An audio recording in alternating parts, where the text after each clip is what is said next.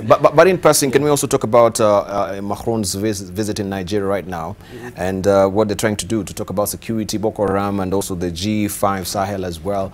Let's begin with you, Dr. Biera Jack. We've seen, of course, Macron is really trying to make inroads in Africa so far, and trying to mend that relationship between Africa and France. This has happened in Mali, he's in Nigeria right now. What is your take about his, particular interest in making sure security at around Central Africa is very key, and why Central Africa? Well, I think if you look at Macron and his agenda, his foreign policy is really an extension of his domestic agenda. You remember very well. Yes. Macron came in promising all these sort of reforms. France as a country is a country that has become very uncompetitive when it comes to business. It needs deep reforms. There's a lot of social benefits that are not economical in nature, and that is costing the state a lot of money. And then also you have the other crises that are happening within the European Union. You have, of course, the Brexit that is taking place, and this is leaving the European quite worried about the future of the union, and what sort of parameters do they set for the members that are inside, and for those that want to exit. Of course, the whole cooperation with the Central and West Africa is largely based on terrorism. And when I was in Brussels, I had a chance to interact with President Moussa Traoré, the former president of Mali. And he was talking about how Africa is now the battlefield of terrorism, where the ideas that are feeding terrorism, the finances, and the whole infrastructure that support terrorism is being developed elsewhere. And the fight is taking place in Africa. And what the terrorists actually want is to be able to extend this fight to other parts of the world, particularly Europe and into North America. So what you see is European strategy is fight this problem right there before it gets to their own borders. And of course, the G5 and countries that are cooperating in fighting some of the terrorist groups within Central Africa and West Africa. So far, America is setting the big agenda, okay? But the implementation, the actual details of what this security arrangement looks like is something that is being determined by France. And Macron is trying to come and change a bit of how Africans perceive France. We were just discussing colonialism and neocolonialism. And where it is deeply ingrained is in Francophone Africa, where people feel hopelessly dependent on France. Some of these countries we are talking about, they don't even have their foreign exchange reserves sitting in their central banks.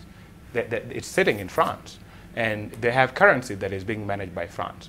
So France here is trying to come up with as a partner, and I was hearing this when I was traveling in Europe. They're talking about imagining a new kind of cooperation, a grand bargain between Africa and Europe. The problem is, when you actually look at the details of it, how do we get there? How do we get to mutual respect? How do we get to mutual cooperation? You still find a lot of dishonesty among Europeans. One of the things I raised at this forum I was in Brussels was the issue of subsidies. They're talking about solving security crisis, terrorism. But what I keep telling them is, in Africa, at least as far as I understand, the reason why we have terrorism is not because of religion. I don't blame this on radicalization alone. Of course, religion and radicalization is playing a role. Yes. But what is playing a bigger role is poverty and lack of access to economic opportunities. And the reason why this is the case is because the traditional sectors in which many people in Africa can be employed, things like agriculture, are not competitive. And the primary reason why they are not competitive is because Europeans continue to subsidize their farmers at ridiculous amounts of money. And this makes it difficult for African farmers that are not being supported by their governments to compete with them. And the country that is responsible the most for this is France. And it's one of the reasons why the Doha rounds of World Trade Organization's negotiations have collapsed. So I asked them, you want to fight terrorism? Are you going to do it the American style with what happened in Iraq and with ISIS? You shoot down every single terrorist. Of course, we know very well that never works, because terrorism is not something you can just shoot people down. Yes. If the conditions that produce it are there, then more terrorists will be created, and this will be an endless cycle. To address these root causes would require also opening up the economy, creating economic opportunities for the youth, education, investing in the livelihoods of people. When you do this in combination also with the hard security, then this is where you are able to win.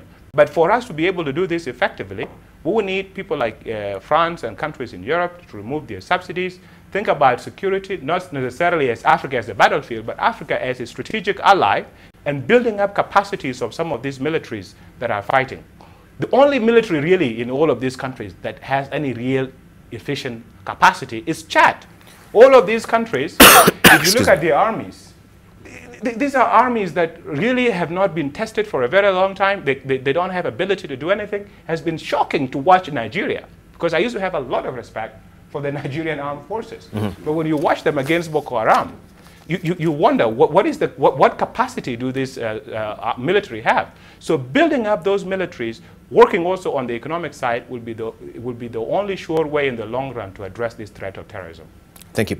All right, let's just move on and see what also our viewers are saying on social media as well. We have Governor the Dreamer, who's saying that we are colonized by financial institutions beyond our political control. We are colonized with pens and papers and millions of little digital busts, transferring billions of dollars all over the globe in the blink of an eye. Then we have Abdallah Mdambo.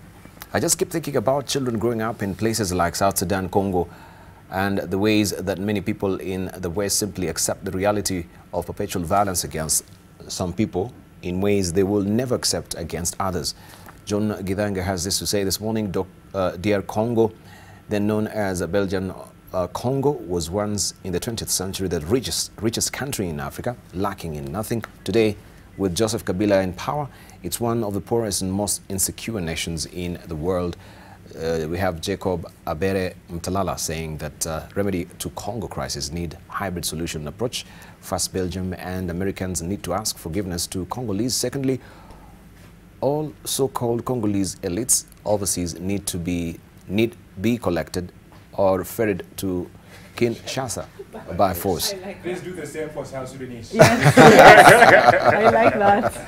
Okay, we have also Beng Charlie there. DRC is a case of mineral riches over human life and dignity, a country blessed with immense wealth and potential, standing out for its everlasting civil unrest, biting poverty, poor infrastructure, and egocentric leadership. Also, we have Samuel Orutwa, who's saying peace can only come about to such countries like DRC if their leaders and citizens have come to know the value of peace by now. What they know is the value of fighting, nothing more. The international community can do nothing other than reminding them peace is better than war by facts.